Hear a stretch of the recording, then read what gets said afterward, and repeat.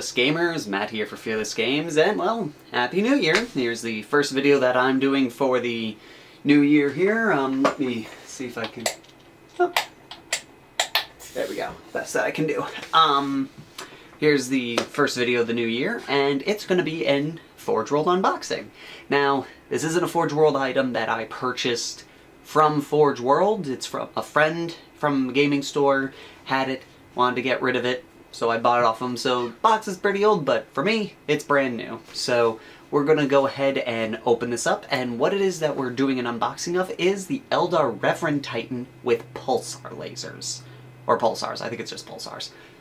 Which is awesome, because I always wanted an Eldar Titan, because my Warlord Titan needs a friend to battle with. So, let's go and unbox this thing and see just what it is we got going here.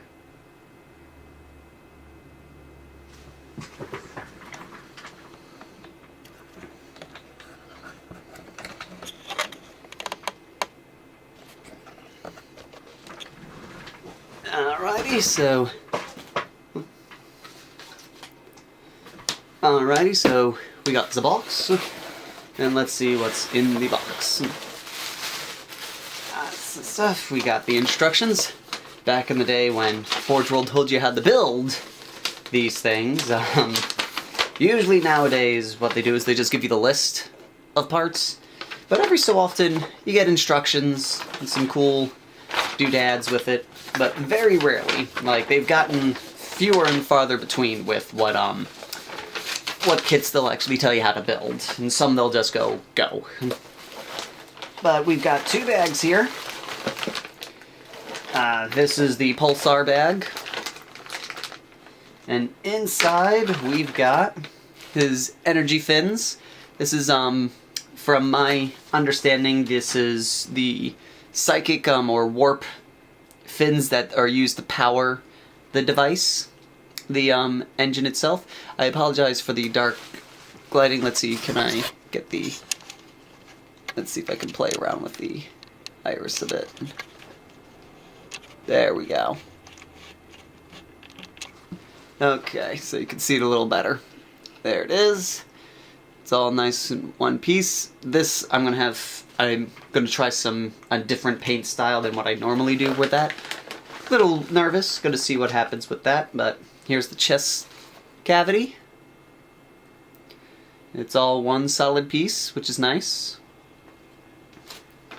And then we've got the pulsars, which is two pieces. We've got the actual arm itself, right here, with the hole on the side for the arm, and then the actual barrel itself. It's a little warped, gonna need to fix that, but no big deal. It's been sitting in a box for quite some time, so little warpage is not too terrible. And we also got the arm. Let's see. There it is. Forgive the... There you go. No, it's a little dark in here. I don't have all my lights right now. We got two of these guys. This is the hip plate to protect it. And again, what I love about Forge World is they throw in detail everywhere.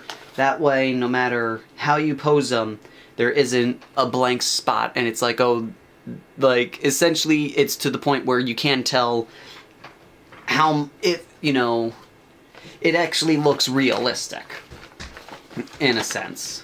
So that's what I really like about, that stuff. Another thing I also like about the, Eldar Titans over other things is, in, the 40k and the Imperium at least, they usually call, their giant titans these gods of war type of thing, and they never really quite fit that look. They look more like beasts or machines type of thing, but Eldar Titans actually look like just giant dudes in suits, so they kinda, I think, feel more like gods of war, because they actually look like, in a sense, gods in terms of their body structure and such. So that's one thing I love about the Eldar vehicles. Like, you just sit there and you're like, if you're on a planet who's never seen the Eldar, you're just going, that's a very tall person. That's probably a deity of some sort. And so then we've got in here, we've got the shoulder pads. Little melted warp there piece, but nothing too terrible.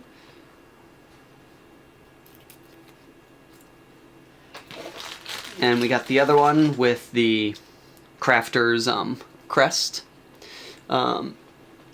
From what I've been reading up, apparently these now have been written as basically like the stamp, you know, this was made by.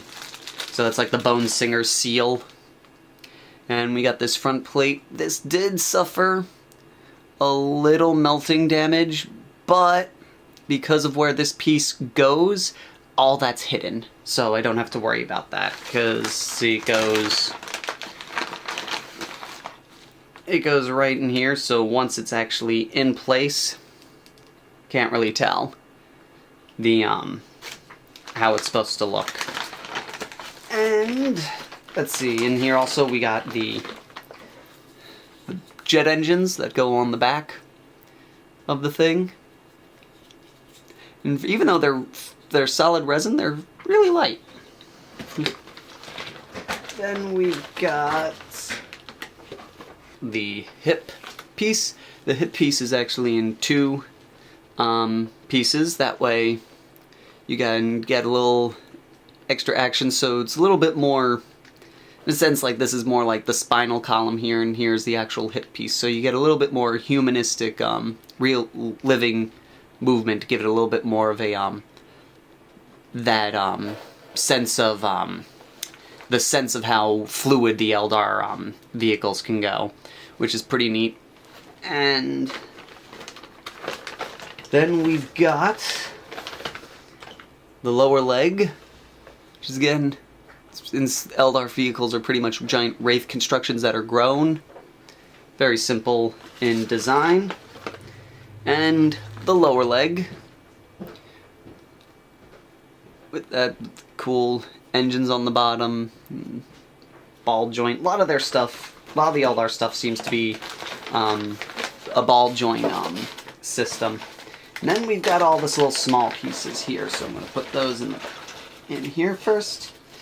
We got the thrusters that go in the backpack engine piece. There we go. We got the ankle. I believe that's the ankle there. It's either the ankle or joint for the ankle piece on the device. No, it's the ankle, because here's the foot.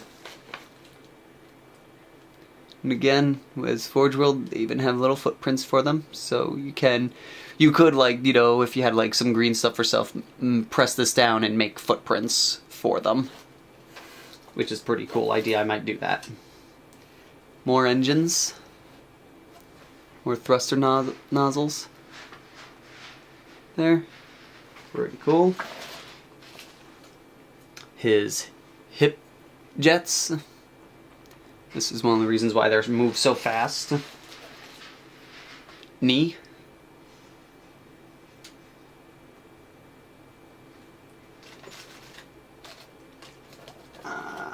This piece, I don't know what this piece is. Let's find out.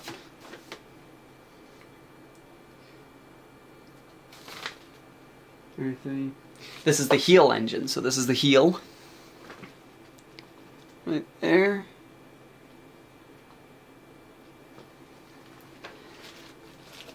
Little tubings for the pulsars.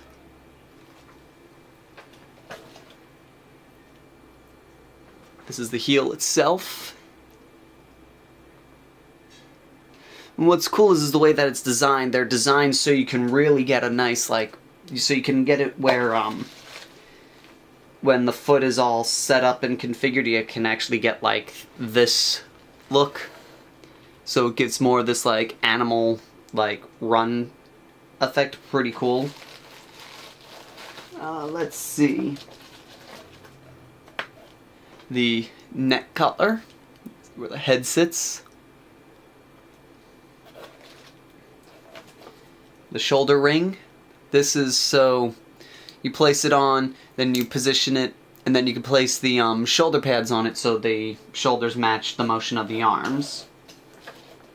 The missing leg engines. They probably separated this to make it easier to cast the foot. There it is.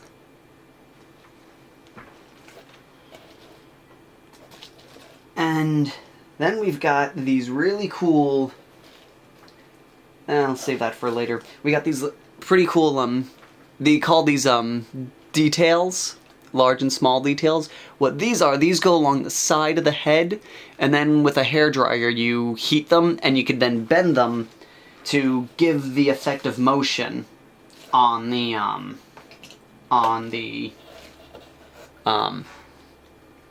of the head of the whole Titan itself. Then we've got these head crests. Got this one here. This one I believe goes with the more knightish helmet. And then we got this crest, which I believe is the one that is more commonly suited with the full like guardian helmet that the Titan has. And speaking of, we got this helmet, which I'm thinking of going with this one for it. And if I ever get another one, have that be the pulsars, have that be the sonic lances, because I figure with a sonic lance you'd want an encased helmet, so you know you don't want anything going like that. But this has got more of that warrior look. Like this, I think looks a little bit cooler for the pulsars than this one does. And what's really cool is they actually sent me two of these, but it's the head piece, the cockpit. And so what I might do is with one, make a piece of terrain where if I get another one or something, so it looks like a blown up Revenant Titan. But this is the cockpit, and again, another thing I love about these things is that all of them are, well, depends on where you go with. Gav Thrope always wrote them as in there's a dude in the head, well, that there's, Gav Thrope always wrote it as is in the chest piece of the Phantom Titan, there's three dudes piloting the thing, and I think in some of the original fluff that's what's said. But Forge World has a pilot in the head, and says that's where the dude is. And basically he is the brain. He's put into a coma-like state where his consciousness merges with the Titan, so the Titan becomes his body, so they can move fluidly and human-like, which is why there's so many parts to this to make it able to do more realistic human or like Eldar movements, because it's being piloted as such. And what's really cool is, I can't really do the full thing because it's set up, but in the helmet piece there's a little track there, and that's where this hook comes in, so I can sit it down like this. And then, if I want to, I can actually rig it where the helmet actually opens up and closes, so you can actually see the pilot, which is pretty cool. It's like those small details that I really like about Forge World stuff. And so that's pretty much all the parts that come with this. In total, there's 36 different parts. That's not counting doubles or something like that. So there's a little bit more, but roughly there's 36 individual parts. Plus the doubles, you know, like 2 legs, 2 arms, 2 such, so. But one thing I'm going to talk about is just the height between this and the Wraith Knight. Because I thought that the height difference was minimal. Because the Wraith Knight was 9 inches, and I believe the Revenant Titan is supposed to be 10 inches. But just get an idea. Here's the Wraith Knight. Unfinished. I might do a video involving what I plan to do with the arms later. I haven't decided yet. And so we've got here the Revenant Titan. And so just go and making a quick mock-up here of the... picked up the wrong side here. Just doing a quick mock-up of the height of this thing just so we can see like a difference, if anyone, you know, most people are probably more seen a Wraith Knight than they have a Titan, than the Reverend Titan. But here's just the leg without a base stand, and it goes up to just shy of the ball joint in the arm here. So once we attach the hip piece, he's as tall as his legs. So then we throw in, so if we go like that, and that, we throw that in, he is roughly, let's see, if we use the hip as him, that's how tall he is, comparatively. And I know, can't really see him too well, let me zoom back out the camera, just a hair. Oh, as far back as I can. So, let's bring him up a little closer, so I have a little bit more room here. But roughly, as we said before, his hip is roughly at his shoulder. So we'll mark that there. Okay, so roughly right there. That is the height of the Reverend Titan without any bits. So he's got like maybe an inch height on top of him, so he's fairly tall comparatively to the Wraith Knight. So this is a rough estimate. So if you ever see a Wraith Knight, the tallest, you know, his shoulder is the hip of the Reverend Titan. And thank you all for watching, and until next time, fearless gamers, take care.